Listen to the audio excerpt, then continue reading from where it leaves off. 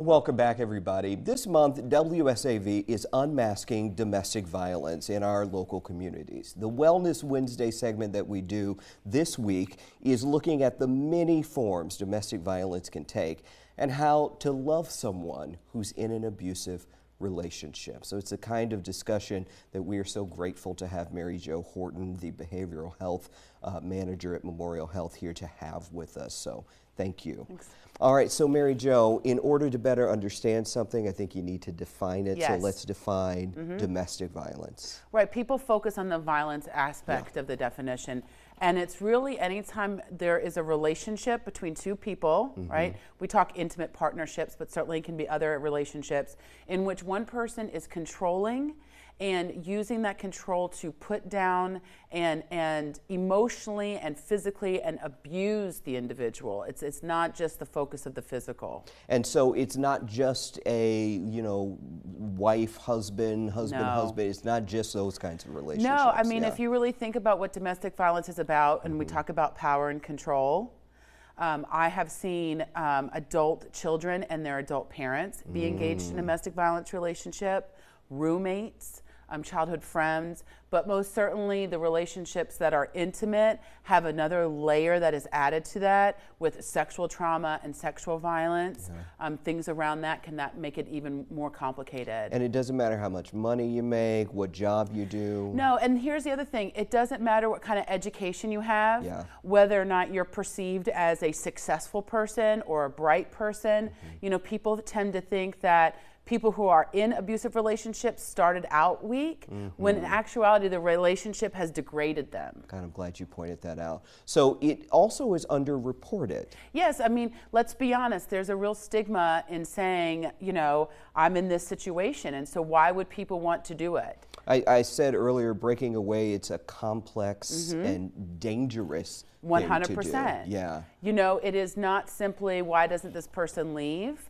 It is not simply, how could they have let this happen to them, right? Think about the language we use. How can somebody allow them to be abused? It's never the language of why would somebody abuse somebody else. It's how did you let this happen to you? you? How did you let this happen to you? Yeah.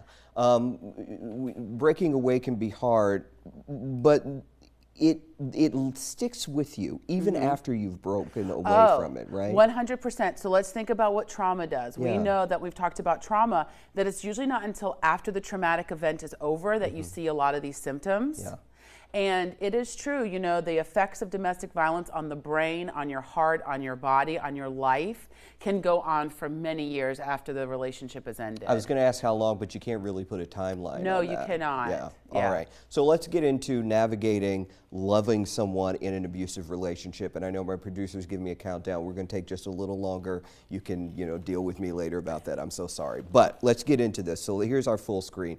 You say resist assumptions and lean into care. This is not the job of a loved one to swoop in, take care of, and tell this person how they should live their life and make decisions. And that's the second one, is ask what is helpful rather than attempting to intervene. Correct. Because my gut would be step in and say, okay, I'm removing you from this. You're not doing this anymore. Well, and we don't want to be paternalistic and assume people are in need of you to swoop in and do that. They might just need you to love them, or they just might need something simple in terms of safety planning. We do not know what is best for others, and it's important that we lean out of that thinking. And a reminder that leaving is the most dangerous time. We talked about that, but it really is. It really is. Leaving is the most dangerous time for pets, for children, and for the person being abused. And why? Because the abuser might hurt them? Yes. I mean, because think about it. The whole idea is control.